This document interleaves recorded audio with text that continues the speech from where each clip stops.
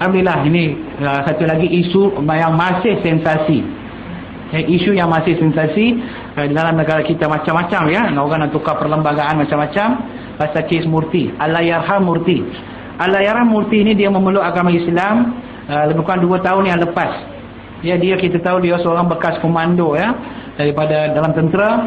Kemudian dia terlibat dalam satu kemalangan waktu latihan dalam tentera, dan kemudian dia jatuh sakit, paralyzed, lumpuh daripada pinggang dia dan ke bawah, tak boleh berjalan, dan dia hanya gunakan kerusi roda pada waktu itu. Dan sebelum itu lagi ya, saya jumpa kawan-kawan dia masa hari kematian tu. Kawan-kawan dia sebelum tu dia meninggal, kawan-kawan dia bagi tahu dalam tentera dia selalu gunakan perkataan, jumpa orang Melayu, Assalamualaikum pakcik, Assalamualaikum pakcik, dia macam tu. Dah lama dah dia memang ada keinginan. Tapi orang semua duk kutuk lah, yang Islam ni duk kutuk, keling, dia sebut lagi tu. Dia sepatutnya ambil peluang dakwah, cuba pujuk tarik dia kepada agama Islam. Tapi dia pun gurau-gurau begitulah. Dan kemudian bila dia dah jatuh sakit, dah lumpuh, dia mungkin dah tahu dah alamat, mungkin di satu hari dia akan meninggal. Dia pergi jumpa Kagat ya, kor agama angkatan tentera. Dia pergi jumpa Kagat, dia pun masuk Islam. Dan lepas masuk Islam, dia bagi tahu kawan-kawan dia dan juga ustaz yang mengislamkan, jangan bagi tahu tentang pengislaman saya kepada sesiapa pun. Untuk apa? Lainlah kalau dia seorang yang sihat, dia dah masuk Islam, kalau orang kacau, dia boleh lari. Dia nak berlari tak boleh sebab pakai kursi roda. Dia tak nak keluarga dia, terutama ni ibu dia, ganggu dia.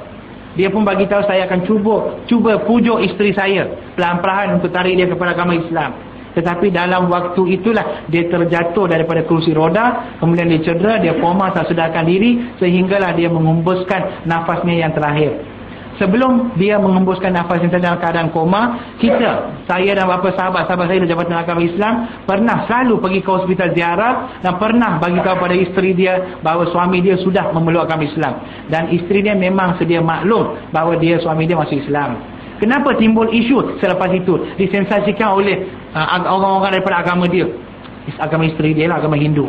Ya, satu sebab pertama dia, sebab ini kerja-kerja lawyer lah. Peguam tahu hak undang-undang. Dia tahu kalau apabila salah seorang daripada suami isteri, ini kalau salah seorang daripada mereka yang bukan Islam masuk Islam, besok kalau yang Islam itu mati, semua harta si Islam itu akan pergi kepada Baitul Mal. Kalau tak ada waris terdekat yang beragama Islam. Walaupun abang Murti itu beragama Islam, dia memeluk agama Islam di Sabah lama dah ya, dia dah masuk Islam lama dah. Dengan dia pun Murti tak bagi tahu, takut berita akan sampai ke pengetahuan mak dia. Dia khawatir pasal ibu dia dah tua, dan dia tak nak lah. Macam saya jugalah, dia pun sama lah, melalui perasaan yang sama, dia punya perasaan yang sama. Tetapi bila dia meninggal, memanglah lawyer bagi tahu pada keluarga dia, anak kamu mati sebagai Islam, kalau dia buat upacara kematian sebagai Islam, semua harta akan pergi pada Baitul Mal, atau habuk pun tak akan dapat. Ya, Murti bukan macam orang yang biasa. Dia seorang bekas tentera dan dia seorang negarawan. Saya boleh gunakan perkataan itu sebab dia pernah memasyhurkan nama negara kita. Ya, bila dia mendaki Gunung Everest dulu. Jadi memang keluarga dia tahu kerajaan akan bagi pampasan, dan kemudian negara Malaysia pun akan membagi dari segi mungkin jabatan mana-mana lah akan bagi apa-apa pada dia. Mereka takut semua ini tak sampai kepada keluarga, tak sampai pada isteri, akan terus pergi kepada Baitul Mal.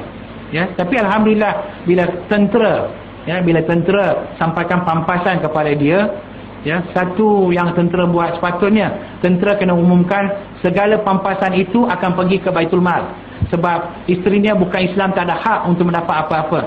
Dan Baitul Mal pula kena bagi tahu, walaupun isteri kepada arwah Murti ini, Allahyarham Murti ini bukan beragama Islam, Baitul Mal akan pulangkan segala pampasan itu balik kepada isterinya yang bukan Islam sebagai hadiah kepada dia. Itu dakwah. Ya, kalau kita buat macam itu hari, Masya Allah, saya memang seliut lah. Tapi kita punya orang pun dia nak, susah nak kata apa, tak nak komen lagi lah.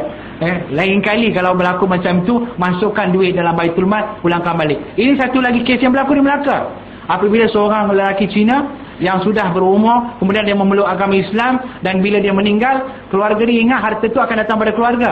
Secara kebetulan salah seorang anak anak arwah itu, dia sakit. Bila perlukan banyak duit untuk perubatan, keluarga nak jual rumah arwah tu.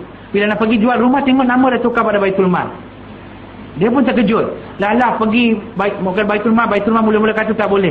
Akhirnya alhamdulillah campur tangan beberapa pihak, Baitul Mal pulangkan segala harta si arwah itu balik kepada keluarganya yang bukan beragama Islam dengan sebagai hadiah kepada mereka. Saya kata subhanallah, ini bibit-bibit awal Islam akan menang.